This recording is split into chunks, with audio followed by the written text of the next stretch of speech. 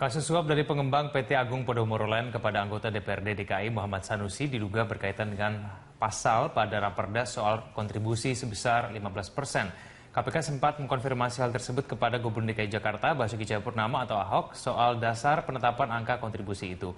Lalu seperti apakah penjelasan Gubernur Ahok berkaitan dengan hal tersebut? Informasi akan disampaikan oleh reporter Julita Telambanua yang saat ini ada di Balai Kota Jakarta. Ya Julita, seperti apa penjelasan Ahok berkaitan dengan kontribusi 15% tersebut? Ya, Ega dan juga pemirsa, betul sekali bahwa kemarin pada pemeriksaan oleh KPK, Gubernur DKI Jakarta Basuki Cahayapurnama yang menjadi saksi dari tersangka Muhammad Sanusi dan juga Arisman Wijaya ditanyakan terkait dengan retribusi tambahan 15% yang dirangkum dalam Raperda Reklamasi Jakarta, di mana ia menyebutkan dalam pemeriksaan KPK kemarin ia menjelaskan kepada KPK bahwa ia juga tidak tahu persis dari mana datangnya 15% tersebut karena hitung-hitungannya itu sudah berdasarkan hitung-hitungan konsultan dan kemudian mereka juga meng-cross-check, yaitu penyidik meng-cross-check terkait bagaimana dasar dari 15% tersebut. Dan kemudian dari pihak Pemprov DKI Jakarta khususnya Ahok itu memberikan video di mana itu isinya adalah terkait dengan pembahasan penentuan retribusi tambahan sebanyak 15% yang diajukan ataupun diusulkan oleh Pemprov DKI Jakarta. 15% ini memang diusulkan Pemprov DKI Jakarta ke DPRD, yaitu melalui Balegda, dan ternyata pada akhirnya ini diputuskan 5% oleh Balegda. Dan pada pembahasan Raperda reklamasi tersebut pun Ahok mengatakan kepada penyidik bahwa ini belum mengajak pihak swasta atau pengembang. Dan kemudian pada pemeriksaan ia juga menyebutkan bahwa beberapa pernyataannya itu dicocokkan kepada saksi yang telah diperiksa sebelumnya, yaitu ada sejumlah saksi ataupun pejabat dari Pemprov yang dipanggil juga oleh penyidik KPK yang dimintai keterangannya terkait dengan Raperda ini, yaitu Tuti Kusumawati yang merupakan Kepala Bapeda Pemprov DKI Jakarta dan juga Vera Revinasari yang merupakan Kepala Biro Penataan Kota DKI Jakarta. Ya, Basuki Cahayapurnama itu dipanggil kemarin untuk menjadi saksi langsung untuk 3 tersangka, yaitu mantan Ketua Komisi DPRD DKI Jakarta Muhammad Sanusi, kemudian Presiden Direktur PT Agung Podomoro Land Arisman Wijaya, dan berikut juga personal asistennya yaitu Trinanda Prihantoro, karena ini harus segera dicocokkan ataupun diselesaikan berkasnya karena akan segera masuk ke pengadilan. Egan. Sementara itu pemirsa, di acara diskusi Pilkada yang berlangsung di Gedung Juang 45 Jakarta, kericuhan sempat terjadi antara pengamat politik Boni Hargens dengan massa anti Basuki Cahayapurnama. Di sisi lain, Ahmad Dhani menyatakan bahwa seluruh bakal calon gubernur lebih baik mundur jika KPK tidak menetapkan status tersangka terhadap Ahok dalam kasus sumber waras. Dalam acara diskusi bertemakan fenomena Pilgub DKI 2017, pengamat politik Boni Hargens menjelaskan elektabilitas Basuki Cahayapurnama saat ini masih berada di atas seluruh calon yang ada. Pancasila Republik itulah nyawa, jiwa itu baik Ahok, silahkan dan pasti bisa menang. Tapi kalau nggak ada jangan harap. Ya, namun acara ini diwarnai dengan kericuhan ketika massa anti Ahok menilai bahwa pernyataan Boni terlalu meninggikan karakter Ahok.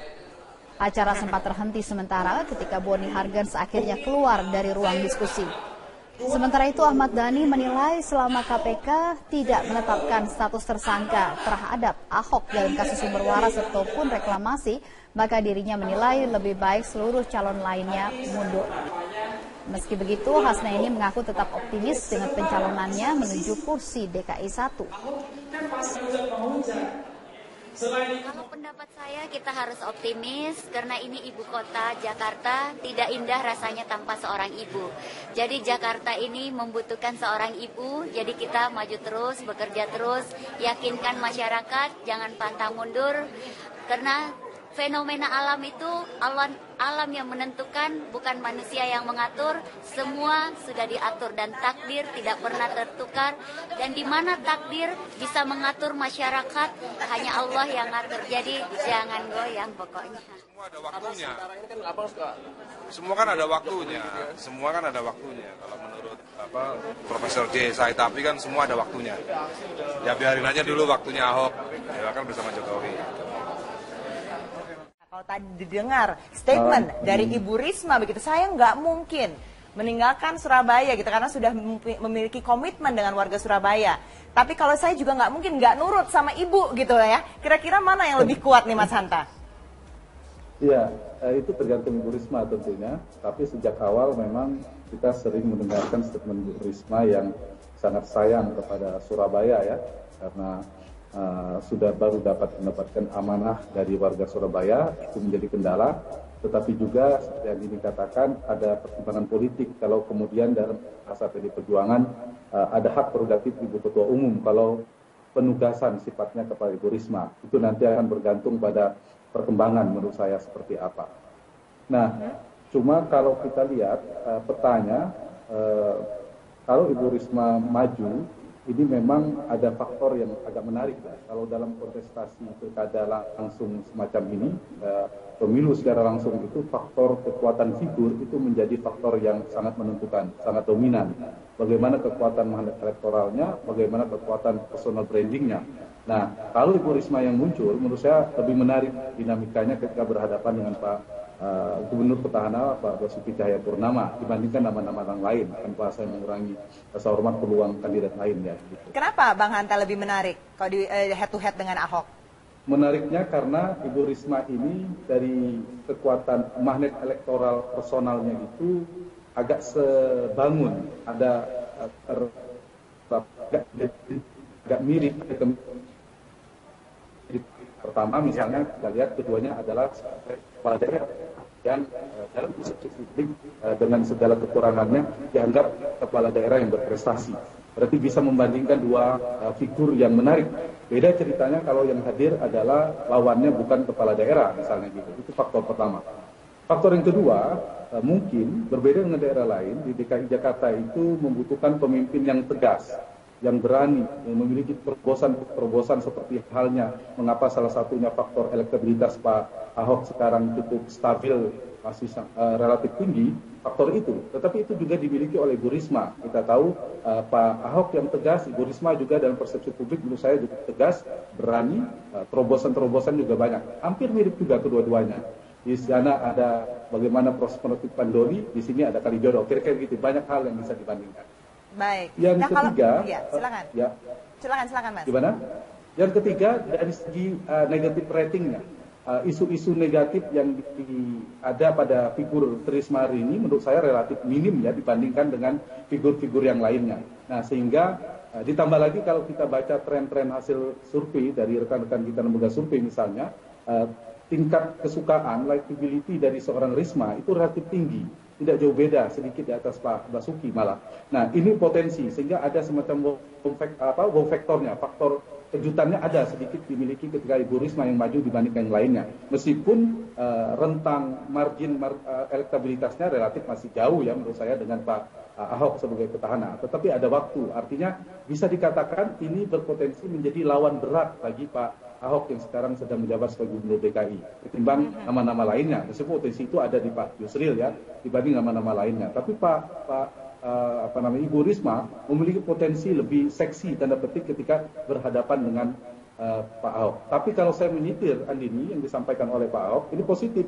Yang diuntungkan adalah warga Jakarta. Kalau pilihan-pilihannya adalah orang-orang baik, orang-orang yang terbaik, tinggal selera masyarakat seperti apa. Kalau menu prasmanan yang berkualitas semua itu kan positif menurut saya.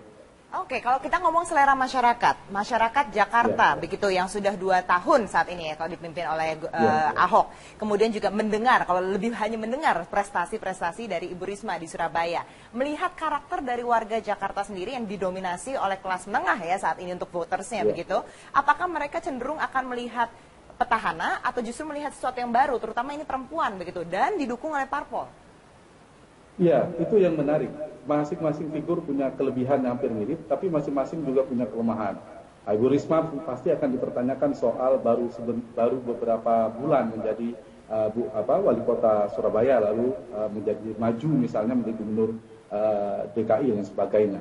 Tetapi yang menarik dari DKI seperti yang dikatakan, pemilih kelas menengah ke atasnya, kemudian mesin politik terkait dengan media sosial medianya itu kan gulirannya luar biasa, tertinggi tentu sebagai ibu kota di seluruh Indonesia, tentu Jakarta tertinggi.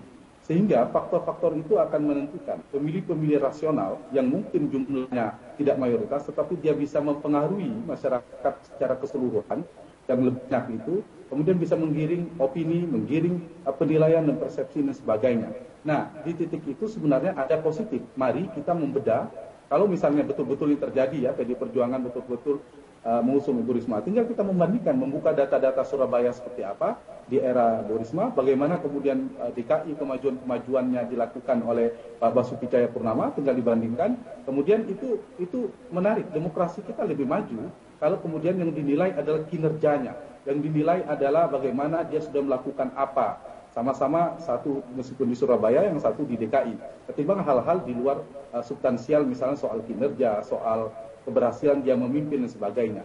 Nah, pemilih, kalau dalam studi perilaku pemilih itu kan ada 3 karakter, pemilih sosiologis, pemilih psikologis, dan pemilih rasional. Nah, pemilih rasional, konteks Jakarta berbeda dengan daerah lain, ini sangat menentukan. Pemilih rasionalnya mungkin tidak mayoritas, tapi mempengaruhi pemilih psikologis yang sangat terpengaruh pada informasi. Sementara pemilih sosiologis, ada pemilih yang biasanya irasionalitasnya lebih tinggi ketimbang pemilih rasional. Nah, ini menariknya dari Jakarta, kita akan melihat wajah demokrasi pemilu Indonesia, Pilpres itu berada di DKI sebenarnya ketika semua terlibat, kelas menengah, masyarakat terdidik, intelektual berada di sini semua.